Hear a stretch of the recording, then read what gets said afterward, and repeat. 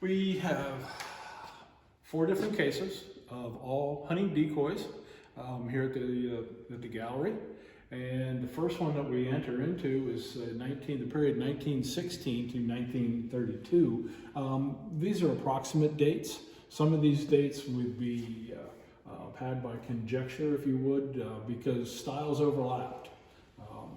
A lot of times the ward's styles themselves, they would develop a style, a pattern, and they would use it. But being that Crisfield is kind of a mother of invention sort of place, the neighbors would end up utilizing some of their styles.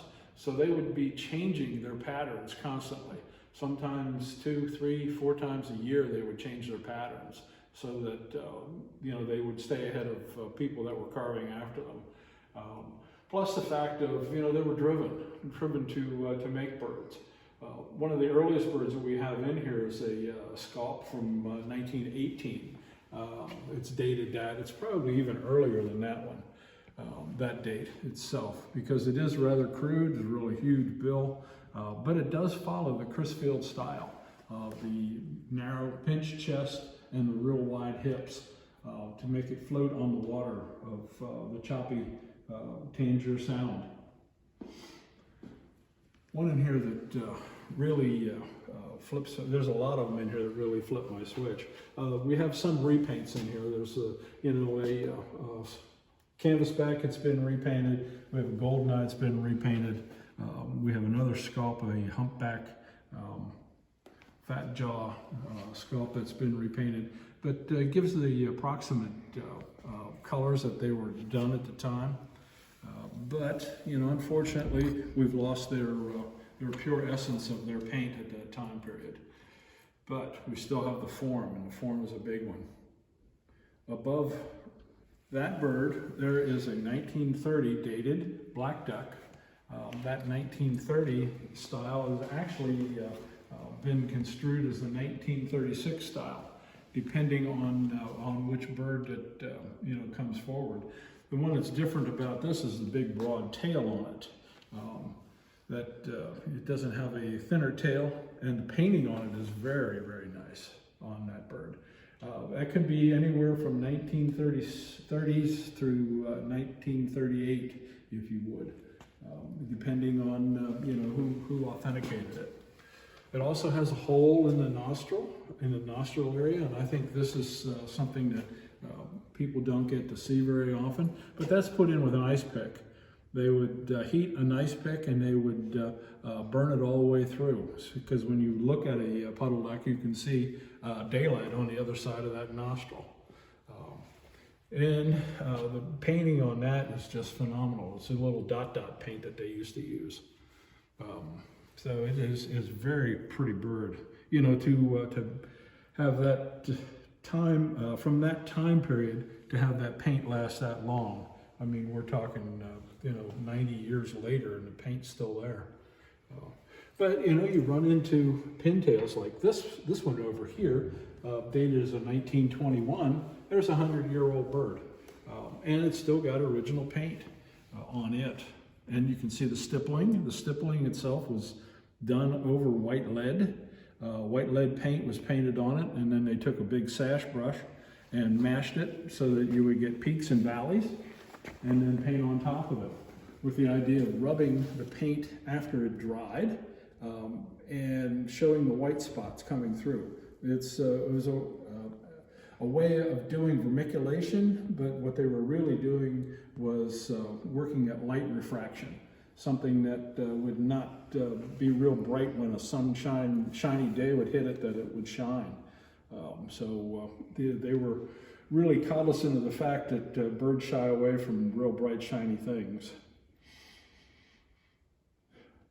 This is probably one of the earliest cases of birds that you're going to find, in as much as it shows what their thoughts were. The different shapes, the different attitudes of these birds in here. One of the most interesting too is a humpback pintail that Lynn had done and then repainted. And I think that's from Dr. Amoroso's collection. He was one of their doctors. as they got older. But that is a classic. It shows a resting pintail with its head pulled backward, and how the feathers would hump up around the neck and from the cape area. Something interesting. You see that same position in widgeons, and I've seen some black ducks, even a mallard or two, but they're rare to find, those humpbacks.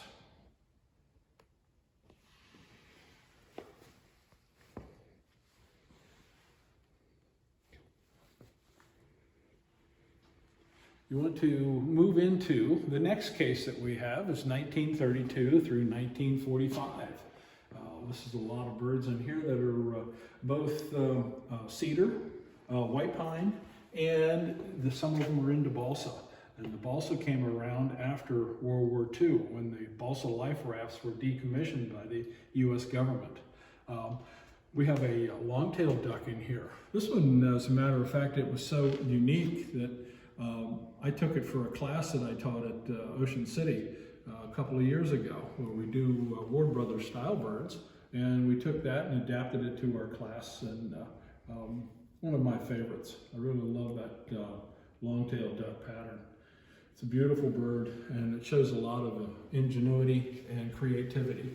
You know, with that and the tails were made out of basket staves and inserted in there. So they were not really meant to be used. They would be broken off too quickly. One below it that is meant to be used was a redhead. And there's a pair. We have a pair of them. Redheads themselves are a hard bird to find by the wards. They're kind of rare as the divers go, because redheads would decoy to just about any decoys there are.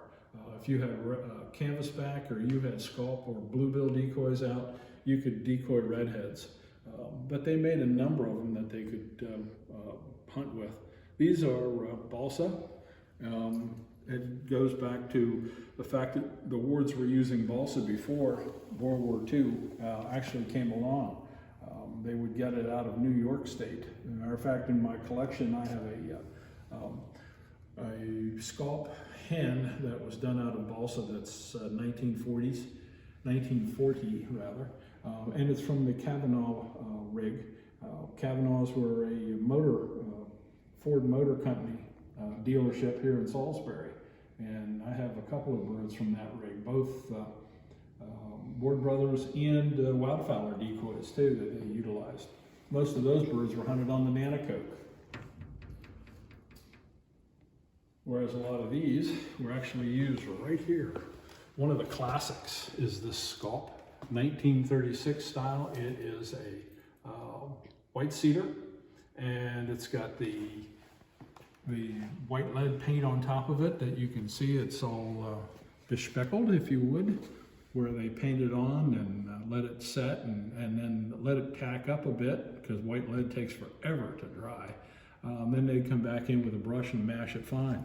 But you can see the transition from the 1916 through 32 case into these birds now. They're getting much more stylish. They're getting much more sleek, and they're starting to look really more like birds on the water than some of the decoys that you would see just as a head on it. Probably the best ones in the case are down at the bottom. A pair of pintails. These are white cedar. This is actually what we call the 36 style. And you know, they're really smooth back with nice wide tails on them. They were made as beautiful birds. Now, one thing I have found with these is, being they're solid, they float pretty deep in the water. And you know, I'm not really sure how well that they would be serviced that way, being that they float that deep in the water. There was when plastic decoys came along, this is an interesting little story. When plastic decoys came along, there was a guy in Crisfield who had a hardware store, and he would give you 2 plastic decoys for every wooden decoy you brought in. And that brought a glut of Ward Brother decoys up and down the shore. People would, and he made a lot of money selling Ward decoys. He sold them as collector's items, but he passed out plastic ones instead of the heavy wooden ones. Now, if you'll notice too, these the pair of pintails, they also have the nostrils cut into them, they're burned in, and they did that with a smooth screwdriver. They sharpened the ends and they burned the nostril holes through with a sharpened screwdriver. So you'll find that transition, between that time period from the ice pick, which came out of Carville Hall, to the sharpened screwdriver that they found along the road. Painting on them is outstanding. You can see where it would take a long time to really work the paint up. Many different coats and blendings, from the side pocket on the hen. It goes from a light at the back of the side pocket to a darker in the front and through the chest and up through the head. And that is done as more or less as a tool for Lem when he's painting. That way he knows where to put all the feathers. I've stopped using the light color here, so that's where I'm going to put the long side pocket feathers. That's where they're going to end.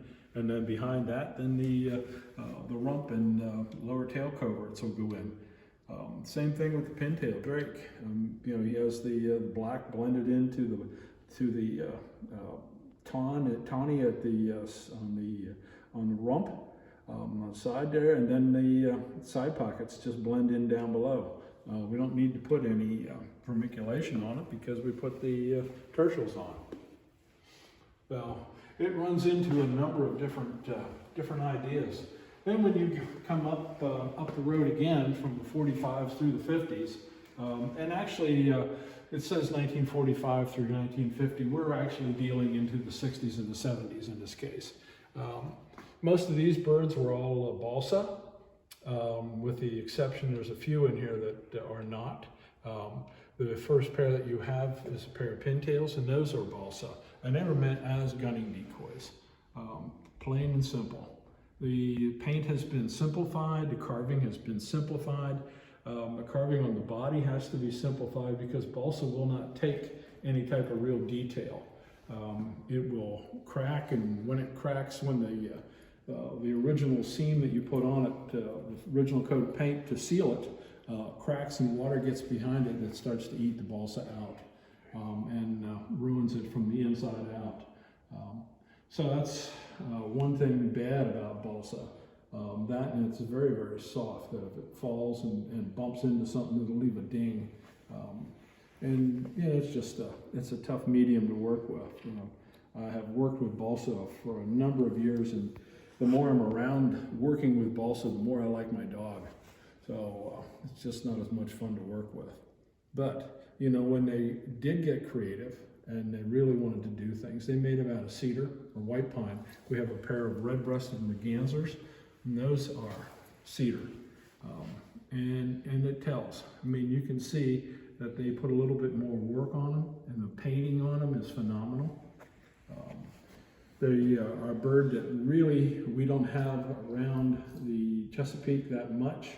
We have them when they come through in the fall, and we have them when they come through in the spring, but they don't stick around here. They're more of a seaside bird.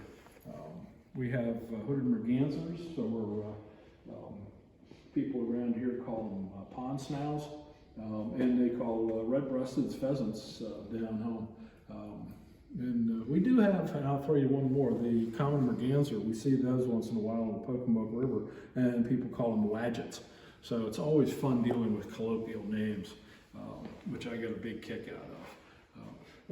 One bird that I find is interesting that they paint, the goldeneye.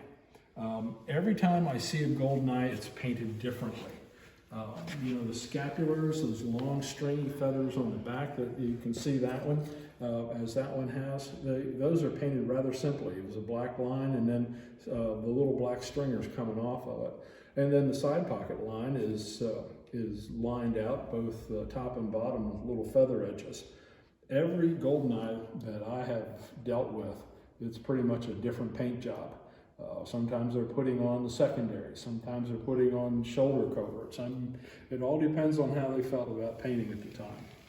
I have a goldeneye at home. It's nothing even close to that. Matter of fact, I have a miniature too, and it's different than that painting also. But they're hen birds. They were phenomenal when they painted hen birds. Lem painted them.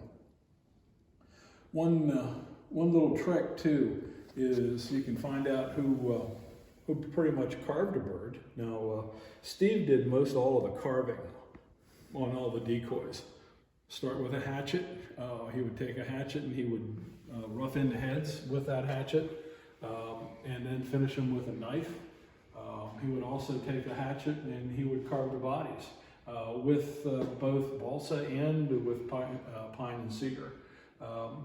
But the big thing is when they were starting to put eyes in, putting eyes in, you can always tell who did whose. Lem's eyes were always level and horizontal.